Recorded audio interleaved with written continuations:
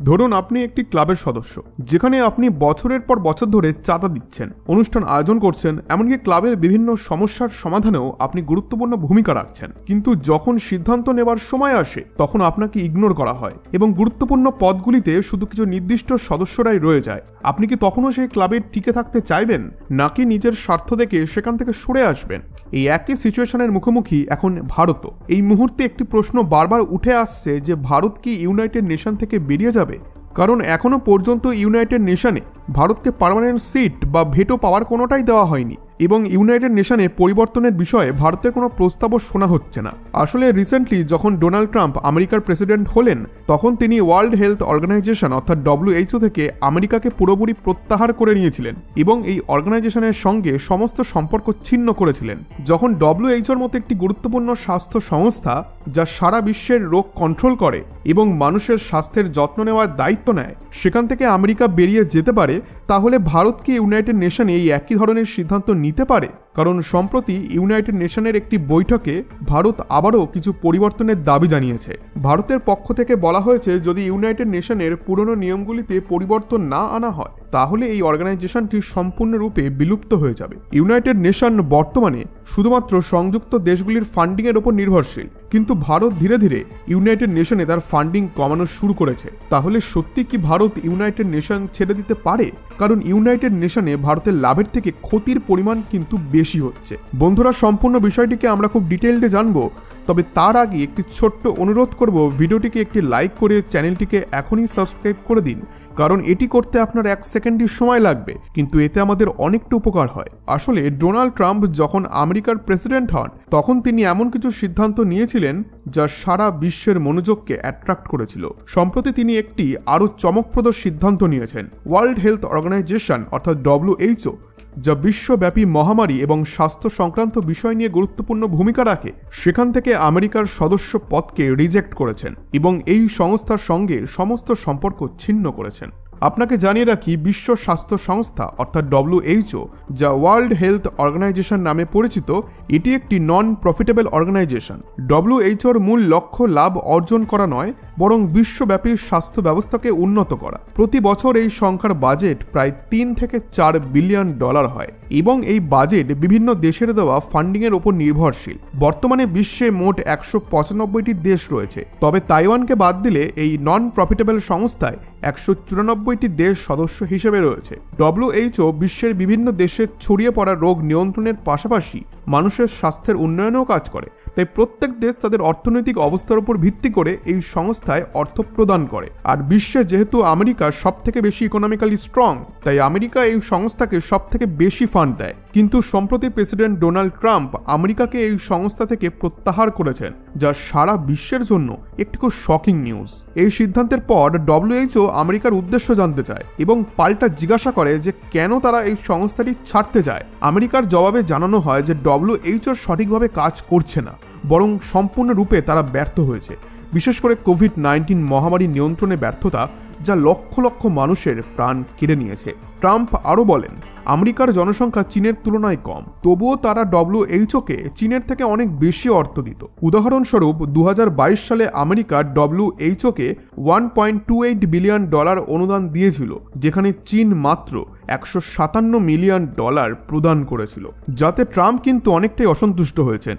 তবুও WHO আমেরিকার জন্য বিশেষ কিছু করতে পারেনি, যার ফলে আমেরিকা সংস্থাটি থেকে বেরিয়ে গেছে। আমেরিকার এই সিদ্ধান্তের পর WHOকে বড় ধরনের সমস্যার মুখোমুখি হতে পারে, বিশেষ করে ভারত এবং চীন, যাদের বিশাল জনসংখ্যা রয়েছে এবং যারা WHOর অংশ, তাদের উপরে আর্থিক চাপ আরও বেড়ে যেতে পারে। বর্তমানে WHOর মতো একই পরিস্থিতি ইউনাইটেড নেশনেরও তৈরি হতে চলেছে। অনুমান অনুযায়ী ভারত প্রতি বছর ইউনাইটেড নেশনকে প্রায় 50 থেকে 70 মিলিয়ন ডলার অনুদান দিয়ে থাকে। শুধু তাই নয়, ইউনাইটেড নেশনের বিভিন্ন মিশনে ভারতীয় সেনাবাহিনীর ভূমিকা অত্যন্ত গুরুত্বপূর্ণ। 2023 সালের তথ্য অনুযায়ী ভারত ইউনাইটেড নেশনের সামরিক সহায়তায় শীর্ষস্থানীয় দেশগুলির মধ্যে অন্যতম ছিল। ভারত ইউনাইটেড নেশনের 49টিরও বেশি মিশনে অংশ নিয়েছে, যার মধ্যে 12টি মিশনে 5,901 জন ভারতীয় সেনা নিয়মিত মোতায়েনও ছিলেন।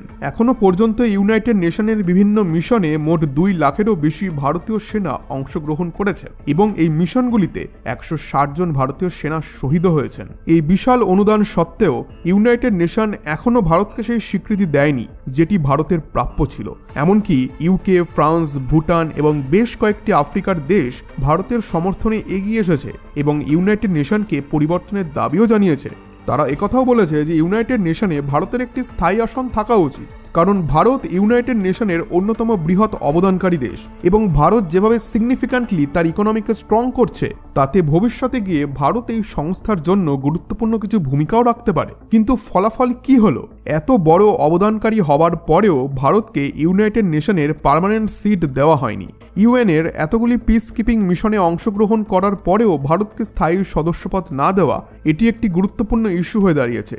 এই কারণে ভারত প্রথমেই ইউনাইটেড নেশনের দেওয়া ফান্ডিং কমাতে শুরু করেছে, আর রিপোর্টেও এটি স্পষ্টভাবে দেখা যাচ্ছে। ভারতের ধারণা ছিল যে ফান্ডিং কমালে ইউনাইটেড নেশন ভারতের দাবি শুনবে এবং ভারতকে পার্মানেন্ট সিট দেবে যাতে ভারত তাদের সঙ্গে যুক্ত থাকে। কিন্তু দুঃখের বিষয়, ইউনাইটেড নেশন এতে একটুও নমনীয় হয়নি এবং পরিবর্তনের বিষয়ে কোনো সাড়া দেয়নি।